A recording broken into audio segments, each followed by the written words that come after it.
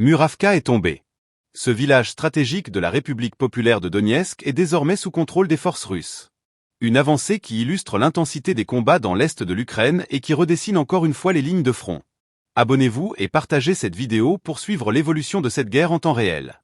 Selon le ministère de la Défense, ce sont les unités du groupe militaire Centre qui ont mené l'offensive victorieuse. Ces troupes, déjà engagées sur plusieurs axes, ont poursuivi leur progression dans la République populaire de Donetsk, mais également dans l'oblast de Dnipropetrovsk. Leur percée a permis la libération complète du village de Muravka, confirmée dans le rapport hebdomadaire des autorités militaires. Cette avancée n'est pas qu'un simple gain territorial.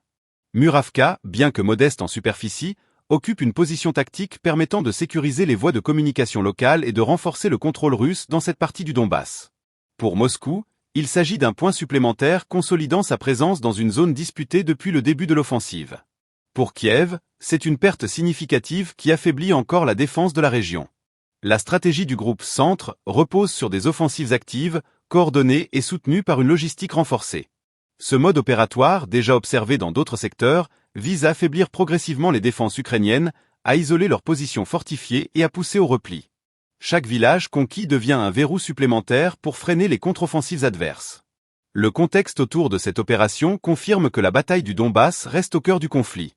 La prise de Muravka s'ajoute à une série de gains territoriaux récents qui, cumulés, accentuent la pression sur les forces ukrainiennes. Ces dernières doivent désormais réorganiser leurs lignes et réallouer des ressources pour tenter de contenir l'avancée russe. Les prochains jours diront si cette progression ouvre la voie vers des positions plus profondes dans l'est de l'Ukraine. Mais une chose est certaine. La libération de Muravka illustre la volonté du groupe Centre de maintenir un rythme offensif soutenu, démontrant la continuité d'une stratégie qui combine intensité militaire et consolidation territoriale.